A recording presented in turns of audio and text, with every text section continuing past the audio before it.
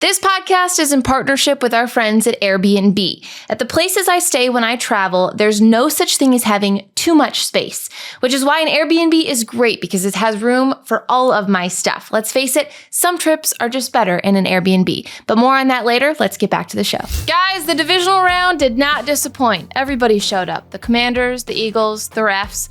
Today we're talking some shocking coaching news, the likability of the final four teams, and of course, the national championship.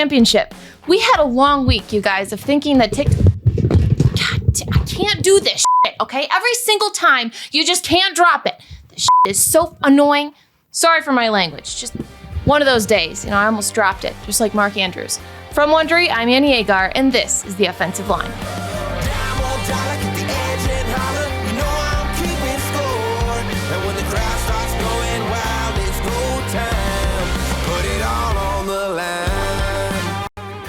Welcome to The Offensive Line, you guys. We're here to make some picks, talk some shit, and hopefully make you some money. I'm Agar, here with our guest. You probably know him from ESPN, Will Selva. Will, thanks for joining us today. A squared, glad to be on with you. Finally, the legend herself. I'm so glad to be on. Thank you. Thans for joining us. I like that A squared. I might have to adapt that into the show. That absolutely. Usually I just get called Agar, hey you, probably some other names that aren't as nice, but we'll save that for the Bears. Okay, Will, before we get started, we start off the show with a little segment called Too Offensive. These are things or storylines that were a little too offensive for me to even talk about. So I mention them for maybe 10 seconds, and then we just throw them in the NFL trash bin of history, never to be spoken about again. First one, Caitlin Clark and the Rizzler were at Arrowhead. Quite the cast. Not sure why Angel Reese wasn't there. She probably just missed her shot. And then Jameson Williams had a freaky touchdown celebration. I don't know if you guys saw this. I don't know if he was just paying tribute to Shannon Sharp. I don't know what was going on there, but it was a little weird. It was a little out there. And lastly, speaking of Detroit, LiAngelo Ball might have cursed Detroit, although I don't think it takes much to curse that franchise. That was rough. That was a rough game for Detroit, Will. My brother. I was wondering how your brother is doing right now. Is he like not well? Unwell. Yeah. So is he just like saying, Annie, I don't think I continue. Now we've lost our coordinators. Like, what are going to be left with? And now you got Ben Johnson going to the Bears. And then Aaron Glenn gone. I mean, now this kind of weakens it. And then does the window stay open? Because it's bad. Right? I mean, what's the vibe there with Johnny right now? I feel to preface this, he's not responding to any of my texts, so that's a bad sign. Okay, I have seen signs of life, though, because he's tweeted, so we know that he's good there. So we have proof of life. We have proof of life. We do. Okay, we do. Good. And my mother has assured me that he is still breathing. I think the window is closing. I think the window is very much closed. It's looking pretty bleak. I think Aaron Glenn's going to be gone. Obviously, he's meeting with the Jets this week as well as the Saints. It's looking pretty bleak for Detroit because you wonder what Dan Campbell looks like, and Jared Goff more so maybe, without these two amazing mindsets on either side of the ball. It's going to be rough for Detroit for a little bit. And they said last year, we're going to be back here. And we talk about it, how much it takes to get back to where you were, how much it takes to even just make the playoffs. Look at the Jets haven't done it in 14 years. It's hard. But now they're at a bit of a disadvantage. So that's tough. But and the Lions also had that, advantage in the NFC Championship game. It's like it's been there for them. And then they face this rookie phenom that we've seen in Jayden Daniels too. That's tough. And also all the injuries that they had, they were so severely, undermanned, for the season, really. I mean, I think if they were healthy, I think they would have been able to maybe they overcome Jayden Daniels, maybe they overcome and beat the Commanders. I mean, we'll never know. I'm going to throw this out, Will, and this is going to sound very biased here. Okay, go for it. But a funny storyline of this whole thing to me is they're talking about how unprecedented it is that they had 16 guys on IR, right? So many injuries. First of all, how do you have 12 men on the field when you barely have 12 men on your defense? Let's just figure that out first. But they have, they talk about these 16 injuries, 16 guys on IR. The Packers in the Super Bowl, they were not the 1 seed also, had 15 guys injured, including Donald Driver, who went down mid-game, and Shields. I'm just throwing that out there, Packers fans, because we gotta step it up in this division a little bit with all these Lions fans coming out here saying, oh, they're all the injuries and everything. We had the injuries too and won a Super Bowl. But Annie, I feel like you are the living embodiment of the division, right? Because of where you live now, the fandom that you grew up, right? I mean, I feel like you are the walking division.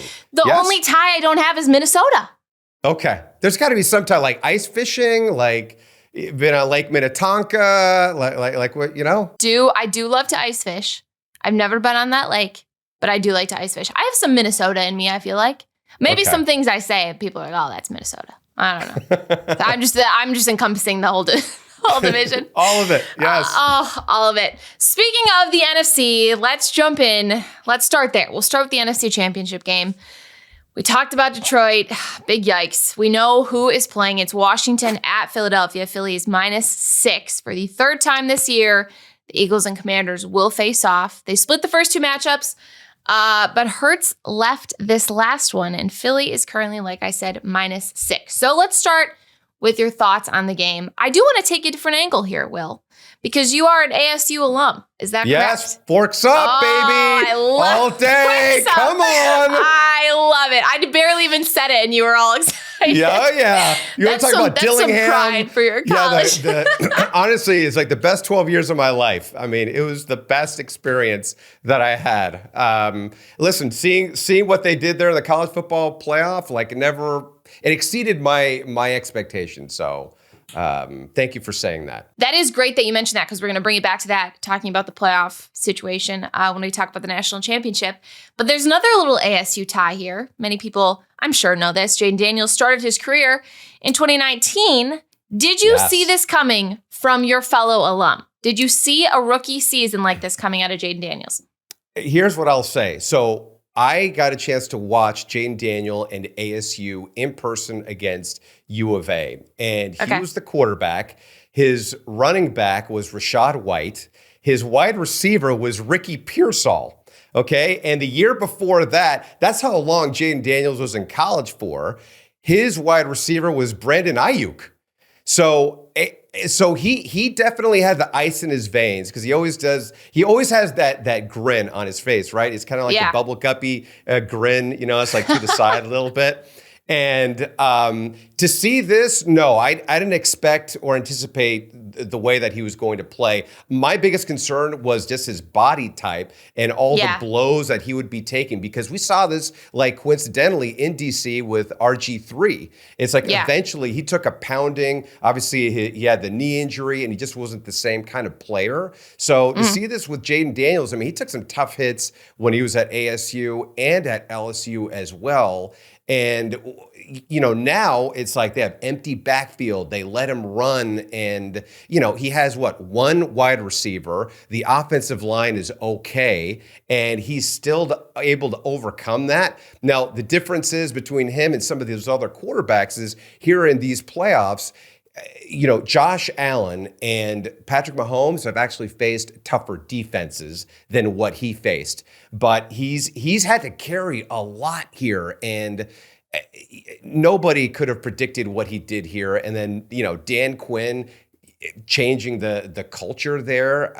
I think having a quarterback like Jayden Daniels made a massive, massive difference for them. Oh, yeah. He's so calm, too. They showed the clip of him on the sideline last game.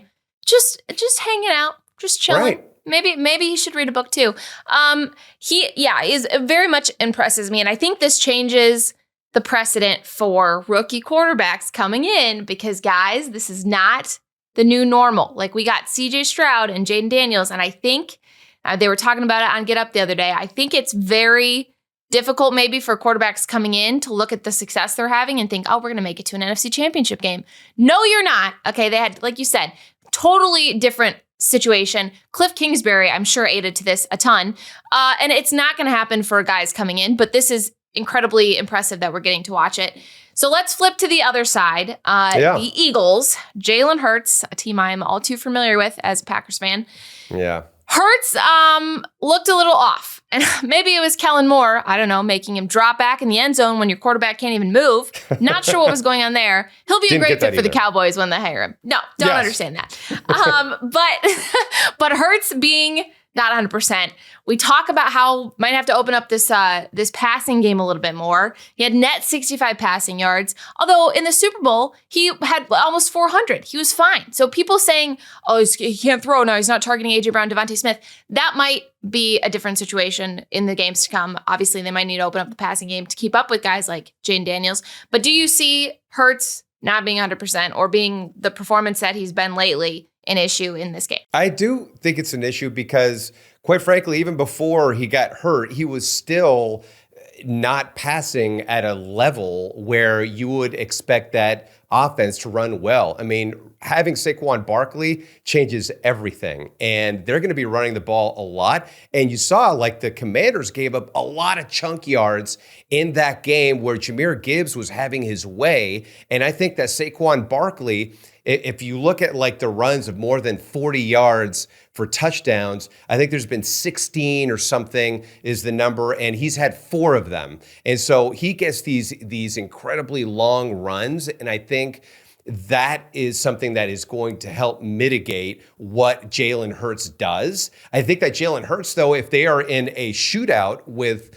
Jayden Daniels, then he's going to have to make some throws. And there was some head scratchers from Sirianni in the plays that they called for Jalen Hurts looked like he was just like a piñata out there, you know, and somebody was just they were just whacking him every single time they're in the end zone, like you were mentioning it. It's like, and he just was like not able to move. I mean, he was like as mobile as the Washington Monument, right? I mean, he was just standing there. And he was, you know, there was nothing he could do. And so I think that does change things. But going into it, it's not like they were tops in passing efficiency. I mean, the Eagles are at the bottom.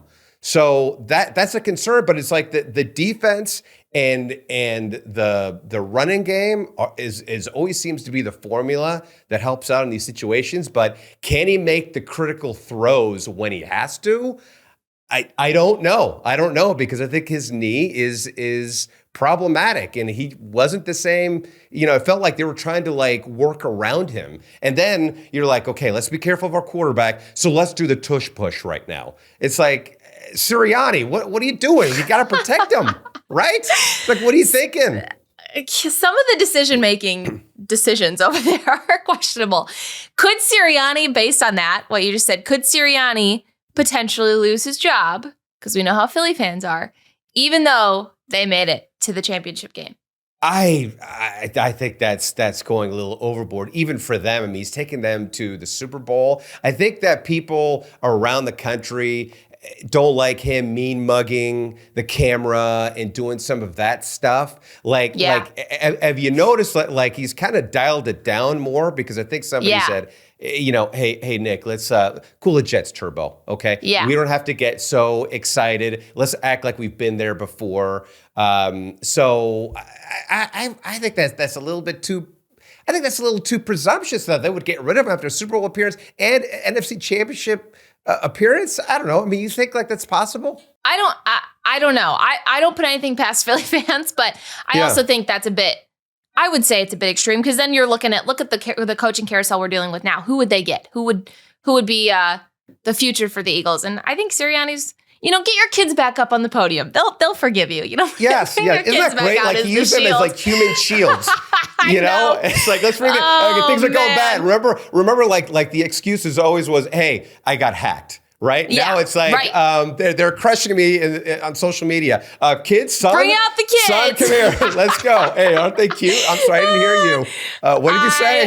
Love it. I love it. Oh, man. Well, it'll be very interesting to see. Obviously, we have to wait to see what happens in this game first. So let's pick a winner of this game, Will. Washington at Philly. Philly is -6, like I said. Who are you taking in this game? I am taking the Eagles here. I just think that Saquon Barkley is going to have another game that's going to approach the same total that he had against the Rams. I think he gets like those big chunk yards that, as I mentioned, Jahmyr Gibbs was able to have against the Commanders. So I think it's going to be the Eagles who are going to win this thing, and it's going to be a lot closer than what people realize because Jayden Daniels is going to be running and doing everything that he can to keep that defense off balance. So for me, it's going to be the Eagles. We're going to agree on this first one. I'm going to go Philly as well. It's up to the Bills to make it not a Philly Chiefs Super Bowl again. I just think Eagles are the better team. Like you said, Saquon, Saquon deserves this. Good for him. John Mara is going to have a couple more weeks of no sleep. So that's great. Okay. Right? The Hard Knocks clip, I mean, that's going to come back to haunt him. So maybe he should just bring his kids like with him wherever he goes. His grandkids maybe. If anybody needs a human shield, it would be John Mara. Let's bring this back to Detroit here because, as I mentioned, my brother is not doing well, and we gotta pay some tribute to the Lions fans who they're having a week, guys. They're having themselves a week. So last week we sent 6 teams off to Cancun. This week 4 more will be joining them. So it's time to say, Will, and this is a little segment we like to call "So Long." Before we get started, I'm going to let my brother take over here because as much as I'd like to say so long to the Lions, it's not going to come from a heartfelt place like it would from him. So please enjoy. So long, Detroit Lions. Thank you for the memories. I've already moved on. Just like you, Ben Johnson. Before your last game. All right, guys. Well, that was just depressing. Let's say so long to a couple other teams. So gut-wrenching. They'll be back next year, right? We'll see you in 2 weeks, as Dan Campbell says. So we're going to say so long to a couple other teams that said goodbye this week because we dearly, dearly miss them. So let's start with the Ravens. So long, Baltimore. It's that time of year again where we have to say goodbye, also known as the playoffs. Don't blame Lamar for this one, you guys, okay? It's not his fault he had an interception and a fumble. Let's just drop the narrative, okay? Like Mark Andrews. Oh.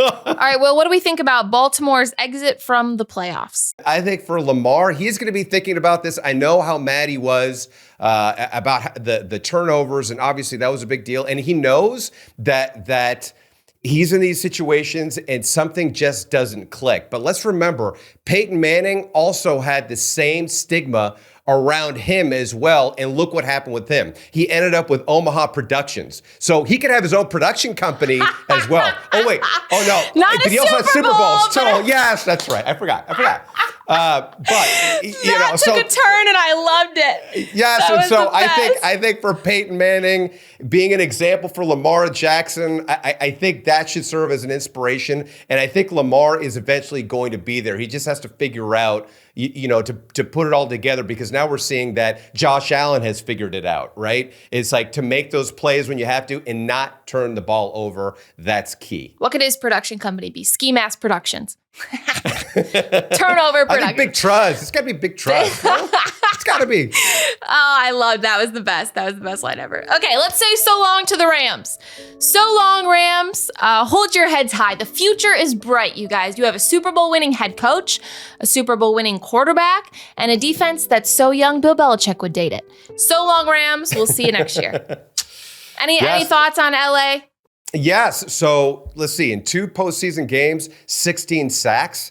And Jared Verse, like when he made that comment about the Philly fans, like I thought like he was kicking John Wick's dog. Like, yeah, I'm thinking I'm back, right? I thought that's what Philly would do to him. But guess what? Like he totally showed up and showed out.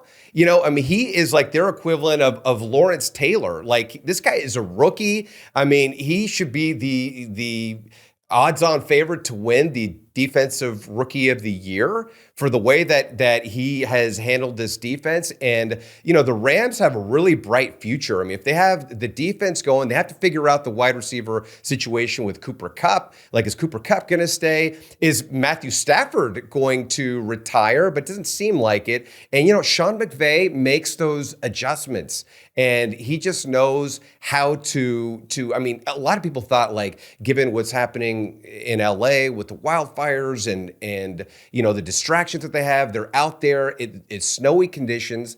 And the fact that the Rams were able to keep this thing close, I think is a testament to McVay and these players. And so I think their future is really, really bright. Love to hear that for the Rams. That's good because, when they blew all those picks, we thought, oh, their future's not in the balance for a while. But they're back. Yeah. They're back. All right, let's say so long to the Texans. So long, Texans. We'll miss you about as much as you miss rookie year CJ Stroud. I know it feels like you got robbed in that game by the refs, but you know what? Get a little perspective. It's hard to see things clearly when you're knocked down, which is what happened to CJ Stroud 8 different times. So long, Texans. We'll see you next year. They'll be back. They'll be back, guys. It's like it's a bounce back year. CJ Stroud needs a little reprieve from his rookie year, right? Well, but he also needs like an interior offensive line that's going to would be helpful him, as right? well. So that would help out. And remember, Nico Collins, he was gimpy, and so was Mixon, and they kept that game close against the Chiefs. And this was a game that it looked like, for the most part, the Texans were going to potentially pull off an upset. And it's not like Kansas City was taking it to them. So, they just, again, they have to learn how to win in those critical situations, right? They have to learn. And that's something where the Chiefs, they do that. They do it routinely, and it pisses off the entire, football world outside of Kansas City. But it's true. That's what happened. That's what happened with Brady and with the Patriots. Well, Kansas City had their top guy show up when they needed him most. Not Travis Kelce, the ref Clay Martin. Okay, let's 7-0 in those games. 7-0 A-squared. Will, that's insane. No, Get him out I of here. know. He should never ref a Chiefs game ever again. No, but All the jersey exchange, though, is amazing between Mahomes and him, thoh. The jersey exchange afterwards. Amazing. The best. It's beautiful. It's beautiful. I like when people get sentimental like that. The jersey exchanges. I wonder how many refs jerseys Mahomes has at home. All right, guys. Next, we weigh in on the AFC Championship. And of course, we're going to talk some football geniuses. Stay right here on the offensive line. All right, guys, let me tell you, as someone who travels solo a lot, I did not think I needed a whole 3-bedroom apartment to myself. But now that I've got a taste for all that space, I can never go back. When I was in Arizona for the big game, I stayed in an Airbnb that had 3 bedrooms, one for me, one for all of my gear, and one for my closet, which is basically just jerseys.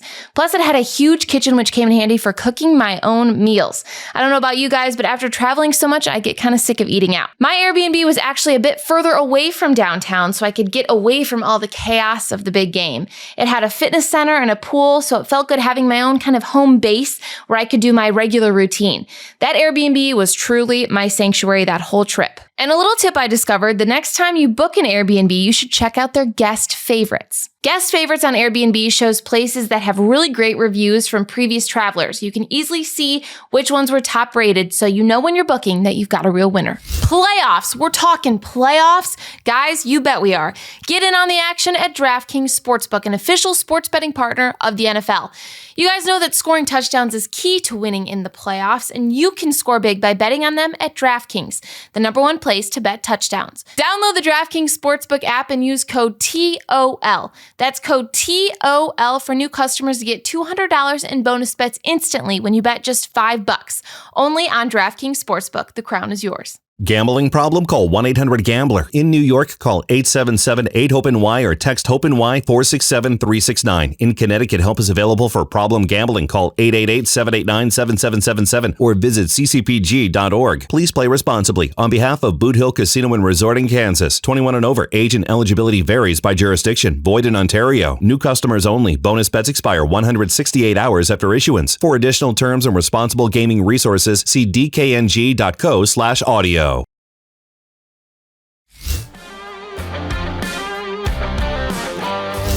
Welcome back to the offensive line. The Chiefs are trying to three-peat, and you can't do that without a little help from some geniuses. And now it's time for Real Men of Football Genius. Real Men of Football Genius. Each week, I'll pick someone who has done something so stupid, usually it's Jerry Jones, they can only be real men of football genius. Today we salute you, Kansas City's 12th man.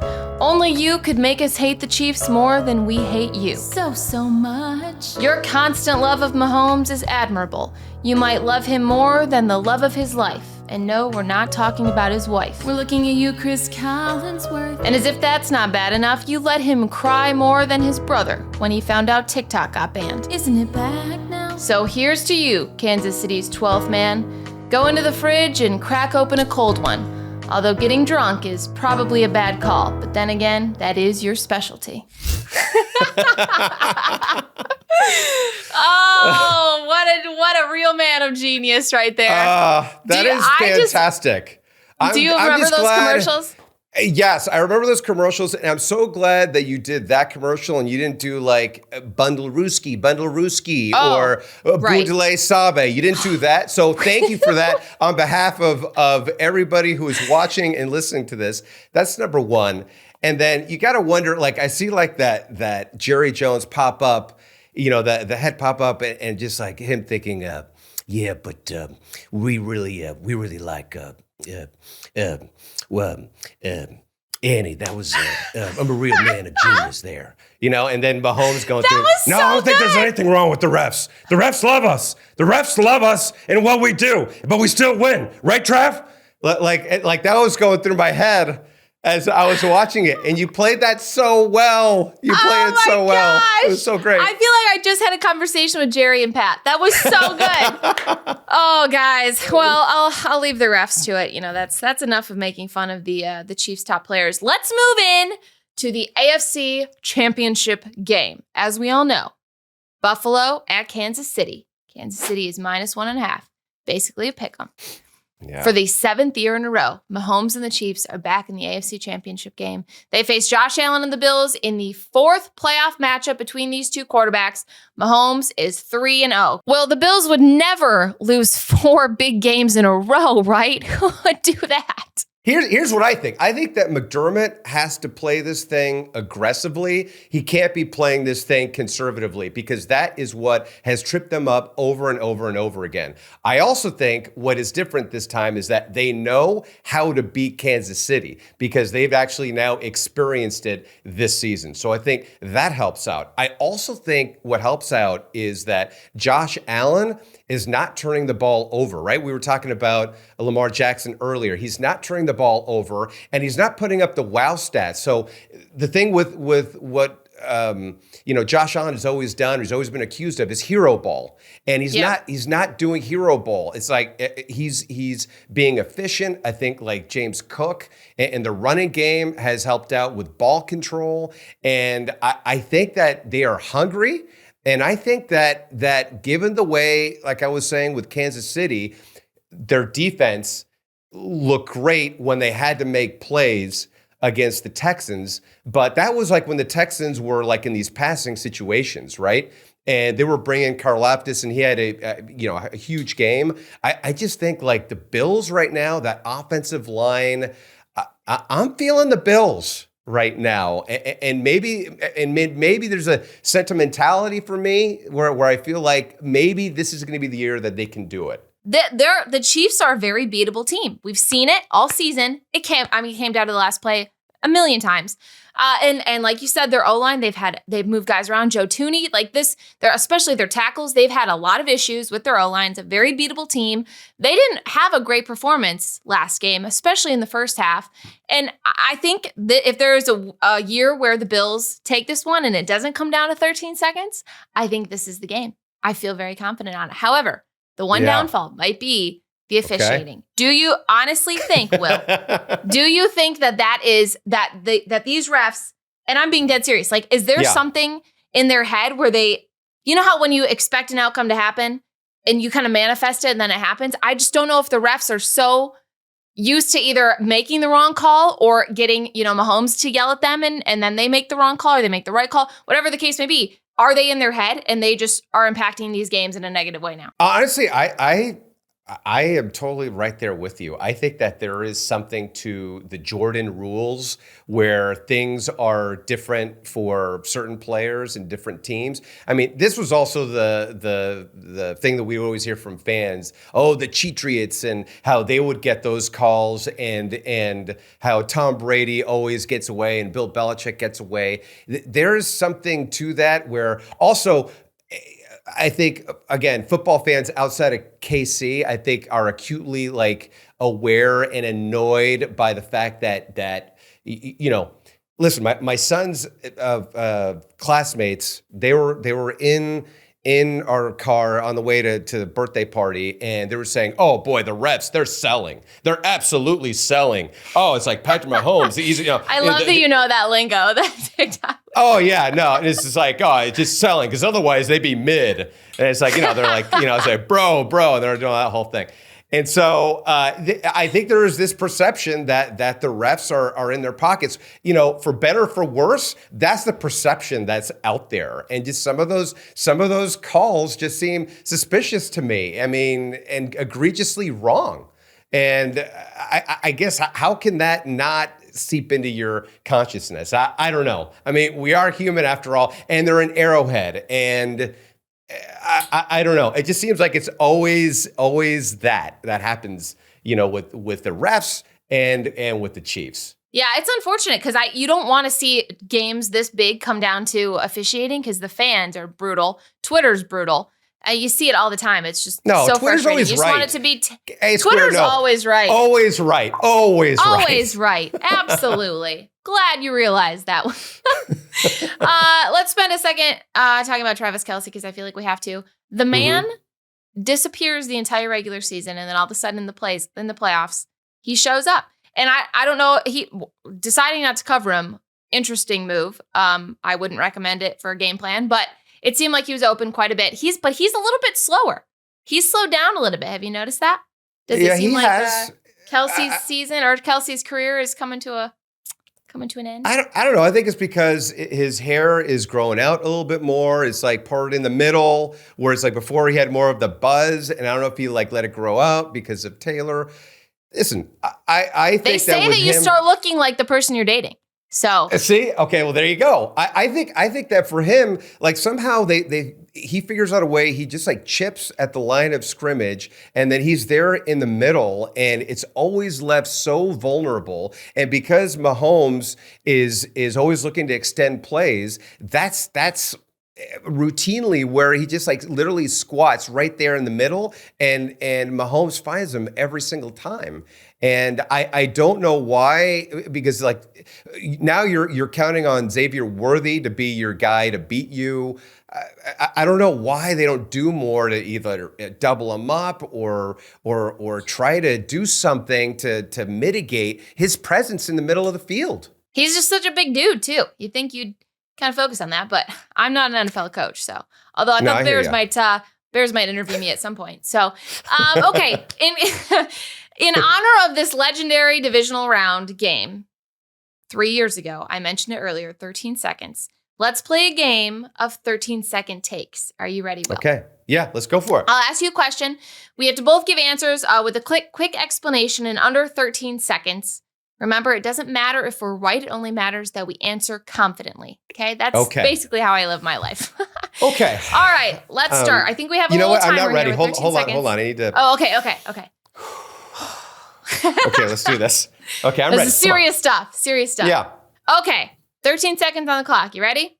Yeah. The X factor in this game is? Xavier Worthy, because he is going to run his go patterns, and those go patterns are going to lead to touchdowns for Kansas City. Great. Okay, I'm going to say, again, Travis Kelce, just because of my bets. Okay, next one. That was good. We did under 13 seconds. Josh Allen or Lamar for MVP? Josh Allen for me, because of the way that he has elevated his game, and because he's been able to elevate his game and the rest of the team, he's got this team in position to win. He's also not turning the ball over. But I ran out of time, but I was going to say the same thing. Josh Allen, it's okay. We're good. It was good. Okay. I was going to say the same thing. It's not, it's most valuable for a reason, people. Where does Andy Reid rank all time amongst coaches? I think Andy Reid has to be in the top 5 with all the brilliant coaches that we've seen in the NFL, just because he had that stigma of being in Philadelphia, not being able to win the big game. Then he changed and he evolved and they were able to have fun. That's out of time, but it was good. It was good. And man, we're just giving so much credit to Andy Reid. There are a lot of bad coaches out there, so someone's but enough with the bundle Rooski though. Seriously, I cannot take that. What's worse, the refs or the bundle Rooski? It might be the bundle Rooski. It was funny maybe the first time, and then it just plays in your head like a. Probably not. It probably was not. I don't know. It was not. Maybe we were just shocked to see him out there because of the acting. Oh, okay. We have 2 more. The hardest stadium to play in is 13 seconds. Go. It's got to be Arrowhead Stadium for sure, because not only do they have the home field advantage, and as we've been talking about it, they have the ref advantage as well. And so that's why I think that is the home field advantage for KC. I would say Lambeau, but I'm biased. Okay. Lastly, is this the best rivalry in the NFL? The best rivalry? Okay, the best rivalry for me right now has to be the Ravens and the Steelers, because I feel like those are knockdown, drag them out competitions between the two of them. Never pretty. Yeah. Gosh, I did it again. A fight is going to happen. A fight is going to happen, especially with George Pickens. It's a great rivalry. It's like Big Ten football. It's like Michigan, Ohio State, which we'll get into that later. That was good. That was good. Do you feel good about your answers? That was very confidently answered. Yeah. I think so. Yeah. And Twitter's going to love it. Like I said, Twitter's going to absolutely love it. You know? Oh, yeah, 100%. Twitter loves everything. Okay, time to pick a winner for this game. We have Buffalo at Kansas City minus 1.5. Who is your pick for this game? I'm going to pick Buffalo. I think that Buffalo is going to come through, and I think America is going to rejoice, because I just think that right now Josh Allen is playing at a level that is unprecedented even for him at this point in time. And I believe that defense, even though everybody talks about Spags and how great he is, and Spags has been all that with his schemes, I think that there's a vulnerability, and I think that Josh Allen and James Cook are going to take advantage of it. I like it. I think, like I said, if there's a time for it, it's this time. And I think America will rejoice, like you said, in Buffalo. I, too, am taking. You agree with me. Yes. I am. So we are, this might be the first time we've clean swept. Well, there's only 2 games, but when we agreed with the guests. And I think it's worked out a lot of the time when we agree on things. It's going to work out this time. I feel it. When the guests agree, there should be some stat there, how often we're right when the guest is right. Okay, talk about the Chiefs. This is actually great timing. Let's do a likability ranking. I mentioned at the beginning of the show, there are only 4 teams left. So you have to, obviously, the majority of NFL fans, their team is not in anymore. It's time to hop on a bandwagon, okay? So I'm going to ask you, and I have my own ranking here, what the ranking of from number 4, the least likable, to the most likable that fans should root for now that they will in their Super Bowl. Should be their Super Bowl team going into these games. Okay, you ready for this? How about you tell me your list and I'll tell you mine first. Okay, so starting from 4 to 1, I'm going to start with Kansas City because of the reasons that we outlined. Then I'm going to start with Philadelphia. Because I think sometimes their reputation also it gets sullied because, hey, we booed Santa Claus. I mean, how many times have you heard that before, right? Yeah. So I think that's and they've been to a Super Bowl recently. Then you have to give me the Commanders, because you're seeing Jayden Daniels, this budding superstar who is a rookie. He's been unflappable. He's got that ASU DNA in him. Forks up. Gives me an excuse to do that one more time. And then number 1, I think Buffalo. Buffalo's had so many heartaches. For years, for decades, they were part of 4 straight Super Bowls, never were able to convert and lead to any success with it. I think with Josh Allen, they've been so close. 13 seconds, coin flip ruins it for them. I think this is the year for them to do it. And I think that's the likability where a lot of people like, you know what? Buffalo deserves it. They've been through so much heartache. Let's do this. Will, did we just become best friends? That was exactly I think we did. My list. That was exactly my list. Oh, yeah. I love Great minds think alike. Great minds think alike. It's exactly for every reason that you just said. Although my producer, who's a diehard Commanders fan, tried to switch it up on me, the number 1 and number 2. Not everybody's going to love you guys. Not everybody is going to love the Commanders. Me being one of them. I would love to see the Bills. That's our likability. And I think a lot of America would agree with that list. But you know what? That's just where we are. All right, guys, coming up, we recap the college football playoffs, speaking of ASU, and we reveal the most offensive headline of the week. Stay right here on The Offensive Line.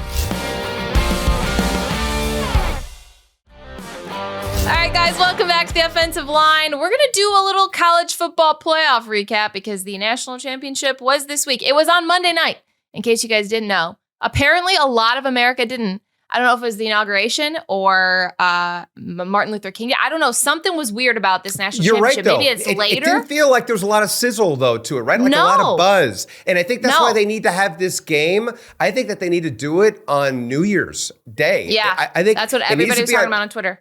Yes, New Year's Day, and also like I'm a traditionalist, like the Rose Bowl, because I went to the game. I saw Ohio State play Oregon, and there's just something about being in that stadium, the history, the mountains. It just begs it. The pageantry. This is my 2 cents. It's almost like when the holidays are over and your decorations are still up, and you're like, oh, God, now they're just kind of annoying. Now they're not pretty and shiny. Right. That's how it feels with this game. It's like January 6th. The holidays were over. Yeah, January 6th, and you still We're have just like the ornaments. And yeah. I'm like that every day, though, Annie. Do you know what I'm saying? Oh, you know what? I feel ya. It doesn't have to be the holidays. We're just all hungover all the time. Okay, so let's talk about the college football playoff. It was different this year, obviously. We had the 12-team playoff. Do you think it was a success? Because as an ASU alum, your affiliation, obviously they had a little run going there. What are your thoughts on this 12-team playoff? Because there's a lot of question marks surrounding this national championship still. And I'll get into that in a minute. Yeah, well, I think part of the issues that people had are the seeding, right, where certain teams were. I think that's an issue, but I don't know if they're going to be able to fix that right away. I think it should be something about teams having a bye and who doesn't get a bye. I think that's another part of it that's problematic. But if you are an ASU fan like me and you saw realignment go everywhere, and you saw that ASU went into the Big 12, ASU has a better chance of making the field of 12 than they would have had they stayed the Pac-12 intact, or if it gone to another conference like the Big 10. So at least like you have a shot. And my only beef though is like some of these teams, like say in Indiana, they beat the teams that they were supposed to beat, but strength of schedule has to be weighed in more into these decisions because Indiana, as great of a story, as plucky as they were not beating the top-notch teams. And to ASU's position, their situation, it's like they beat Iowa State, who is ranked. They beat BYU, who is ranked. And guess what? They pushed Texas. I mean, talk about the play towards the end of that game where it was a call that who knows if that would have changed the outcome there, but they really showed out. But then if you look at like I said, Indiana or a Boise State, are they, you're still going to have those teams, but in the end, it's like the talent trumps everything, right? Yeah. And yeah. we saw that, and where the NIL budgets start to really show themselves, and also recruiting. It came down to recruiting, right? I mean, you saw like the best team was the team that had the best recruits, the most 4 or 5 stars there. Yeah, that's what they were talking about. They said, the key to winning national championship now is just spend $20 million on players. It's kind of because all the top tier teams did that. Oregon, Notre Dame, Ohio State. It's tough to see, but I think like no matter what the system is, people are going to complain about it. And it didn't help that Ohio State got beat by Michigan again. I was going to say get destroyed, but they didn't. It was a close game, but it still felt like that. That's how it felt when it's a rivalry game like that. And if you can count on one team to make a problem in the national championship, leave it up to Michigan. So after the win this week, Michigan took to social media. And man, I would love to pull up some of these tweets because Michigan fans do not know. And this is going to go into my no offense. We'll get into that later. But Michigan fans do not know how to handle this. And it's quite hilarious. I find it Very, very funny. Because they're happy that they beat the national champion, or they're saying that it's not a true national championship because they were the 4th seed in the Big Ten and then they lost to Michigan. All this stuff, it's hilarious. Just type in Michigan, Ohio State, and just enjoy. Just go on Twitter and it's so fun. And then the other part of it, Andy, too, is like, okay, so the Big 12 has won back-to-back natties, right? And it was Michigan, and then here's Ohio State, right? And then the SEC, which has always kind of lorded over, college football now, is a stat of it. And Michigan, I got to say, they beat Alabama, right? Yeah. And that carries some weight as well. I just love it. It's madness. It's absolute madness. Which brings me to my next question, because this madness is sure to continue. Let's do a way too early prediction, Will, for the next national championship in the 2025-26 season. You can take Arizona State if you want. They're just plus 9,000. All of these odds are going to be hilarious. Outside of that, you're good. But let's try. Other than that, let's try it. It's possible. Anything's possible. So I'll tell you some of the top ones. Ohio State's plus 450, obviously. Georgia's up there, plus 550. Texas plus 500, Oregon plus 750. So let's do an all too early. What would be your prediction? I believe that it's going to come down to Ohio State coming back in there again. And I think Ohio State against Texas is who it'll be. And Arch Manning is going to be there, which, by the way, like Arch Manning was like not a factor when Texas needed him to be a factor. That aside, I think that's who it's going to be. I think Sark gets him back in there with Arch, Arch Manning leading the way, and it's going to be Arch, against Ohio State again. I mean, it's like you get Jeremiah on that team. I mean, he's unbelievable. He's a nightmare. I mean, just as Gray for Notre Dame, right, on that 3rd and 11. But I think that's who I would see, in my opinion. Now, are we aligned? We've been aligned the entire show. We have. So don't, come on. I like it. I would say you're letting me down. You're letting me down easy. Maybe Oregon, but I like it. Texas. No. I like Arch Manning. And I just like the rivalry with Ohio State and Oregon. But it's all too early, and I think I'll go with yours. Why not? Oh, okay. It's not like we're betting the house on it. You can't even bet on it yet. It doesn't exist, guys. No. Was that stop me before? No. Yes. And again, his uncles own a production company, so he has something to shoot for. Right. You think Deion Sanders is impressive? Come on, guys. Look at these. Look at this. That brings us to our next topic, one of my favorite segments of the show, our most offensive headline of the week. Well, every week we usually have a most offensive game of the week, but since there are only so many games left, hopefully they won't be offensive anymore. It's not like we're watching Jags Colts like we did a couple weeks ago. So let's have a most offensive headline of the week. This is the headline that caught everyone's attention for being flat out offensive for one reason or another. This week, of course, it had to be about coaches. The headline, Ben Johnson is going to be a Raider. Because a couple days ago, we thought that was pretty much locked in. It seemed like the Raiders were making a big push toward Ben Johnson. The man didn't even go meet with the Chicago Bears, and now he is the Chicago Bears' new head coach. And that, to me, is offensive, because I would have been fine with him out of the division. I'd have wished him good luck. Have fun in Vegas. Go hit the slots, my guy. But now I have to face you, and I don't love it. So that's what I think. That's what I find offensive. What do you think, Will? Okay, so for me, I don't know if there was ever a headline about it, but no offense to Tony Romo. It's like, I don't know, Jim. I don't know. We're going to see what's going to happen, Jim. No offense to him being the top analyst. To me, the top analyst is Troy Aikman. I also believe he was the MVP of the weekend. You know why? Because he sounded like Logan Roy in the booth. Why? Because he's like, off. That's essentially what he was saying about the call, right? It's just like, oh, come on, right? Oh, and come then, on, yes.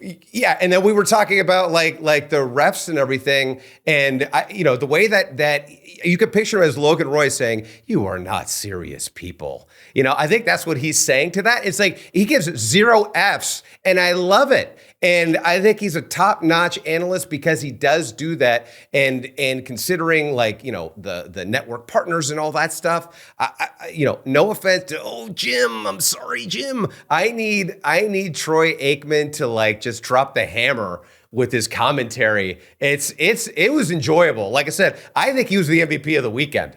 That's a great take. That is probably the best take we've ever had on the show. And it's true. The man just does not care anymore. And I love it. And people were saying, Tom should take some lessons from him now because Tom, and I think this plays in him needing to be amazing and perfect at everything he does because he's great, obviously, super talented person. But I think he just takes that into every aspect of life. So he's a great commentator now. But Troy is just like you said, F it, I'm going to say what I want, and it's what the people feel. That's what people are thinking that, at home. We were thinking the same. I was saying the same thing to my TV. Yes. And so that's like him and Joe Buck, they are not going to go anywhere. They are going to be a staple in the booth for many years to come. And I just love seeing Troy Aikman giving that sort of analysis. Like, I love it. It's great. Gets me. Keep it up, Troy. Absolutely love it. All right, let's end the show with a little segment I like to call No Offense. This is another one of my favorite parts of the show. This is an opportunity, Will, for you to just vent about something. Could be anything. Could be your kids. Could be something in the NFL, something in college, whatever you want it to be. It's a safe space. So I'll start. All you have to do is start out by saying no offense because then everybody knows you're not being offensive, obviously. So I'll start with mine, and then you can hopefully maybe think of something and just let loose. I kind of already got into this, but we'll get into it more because it's so fun. No offense, but Michigan fans need to shut the hell up. they might be a little mean, guys, but I know what you're all thinking, okay? Ohio State had 2 losses, no conference championship. They got embarrassed by Michigan, finished 4th in the Big Ten. I understand that, but they just won a national championship. And I think it's absolutely hilarious that it's almost like picture Ohio State over here celebrating, Michigan's over here in the corner, just saying, well, we beat you guys, like trying to yell over the cheering and the celebrations and the confetti. Yeah, but we beat you guys. We beat you guys in the game. Okay, well, you know what? Unless it costs Ryan Day's job, just be quiet. Just be quiet. Go sit in your corner and wait till next season. Go steal a few signs and wait till next season. That's my rant. That's my no offense. I love that. Sorry, Michigan fans. Look, I grew up with them. I'm so sick of them. Gosh. Okay, that's okay though. I mean, it's in you. It's part of your DNA. So I get that. Thank you. So for me, no offense to Notre Dame, but you needed more than just the points when you decided to kick it, and it was a doink. You needed to go was so bad. For the jugular. You had to go for the touchdown, because this now becomes not about the points, but about possessions, right? How many possessions are you going to get to score a touchdown? That's when you were at the doorstep. You had to go for it and not go for the points. So no offense to Notre Dame at that point, and then no offense to Notre Dame. I get you've got your defensive scheme. Al Golden has things the way that he wants it, but why, oh, why do you have a cornerback out there, out on an island, facing the best wide receiver that we have seen in years? A guy that probably doesn't get enough love because there's so many other great wide receivers that have come through Ohio State. He does get the love, but it just feels like, this wide receiver you there. And so no offense to Notre Dame, but why you do zero blitz? Why do you have one guy on him? You got to go, double team. It doesn't matter. Let Will Howard out there run, try to extend plays, and throw a shorter pass. Take your chances that way. Maybe he finds a Ibuka, maybe something happens, but I think, no offense, Notre Dame, those are 2 things that you could have changed that who knows if it would have changed the outcome of the game. But maybe it's like if they stop Ohio State, then it becomes even closer, who knows, but listen, Ohio State, their average margin of victory was what, like 15.5, 17.5. So by far, Ohio State, A squared, you got to gloat, you got to enjoy it. Ohio State was the team. And I know you were like, you were excited, you were happy. And so you should be happy. They went through the gauntlet. Yeah. So yeah. They did. That was wild. Made a 2-score game a 2-score game. Stupid. So stupid. And those are shades of Joe Barry out there. If you threw a linebacker on him, that'd be even better. Right. Okay. Let's go over our picks from today. Obviously, there are only 2 games, and we agreed on both, Will. We had Philly -6 against the Washington Commanders and Buffalo +1.5 at Kansas City. I cannot wait for these games. It's going to be great. We are 2 games away from Super Bowl. Oh my gosh, we're already there. I can't believe that it's that's here. Wild. It's already here. We got to get through the Pro Bowl first, but that's Pro Bowl games. Well, the Pro Bowl games. Yeah. Really, Pro Bowl games. emphasis on but games. honestly, like I do, Annie, listen, I think if our predictions work out, there will literally be a Real Sports with Bryant Gumbel again, that they're just going to like get it out of mothballs and they're going to talk about, let's move on to a story that is heartwarming, is more heartwarming than anything in sports, the predictions of Annie and Will. Let's go to our Bernard Goldberg. So they're going to have a whole like special done on Real Sports for predictions. Absolutely. That was incredible. Man, let's just give a shout out to Will's impersonations here. If I ever got impersonated someday, I would be honored. I don't feel like I have characteristics you're not like gonna that impersonate. to mimic. You're the one that's doing it. No, yeah, exactly. Someday, guys. All you have to do is talk about the Packers endlessly, and that'll be my impersonation. Well, Will, thank you so much for joining us today. It was so much fun to have you again. This is awesome. You can watch Will. It was just so fun. I appreciated it. I appreciated the positivity. What's lacking on this show sometimes, because we talk about a lot of negatives here, mostly the Cowboys, but that's beside the point. Where else, Will, can the people find you? I know on socials, but why don't you tell people? I think socials is, pretty much it. And who knows, maybe more appearances here, I would love that. Come on, how great would that be? Anytime. We'll talk about ASU the whole time. Anytime. There we go. Forks up. Absolutely. Camp Scatterboo. Forks up.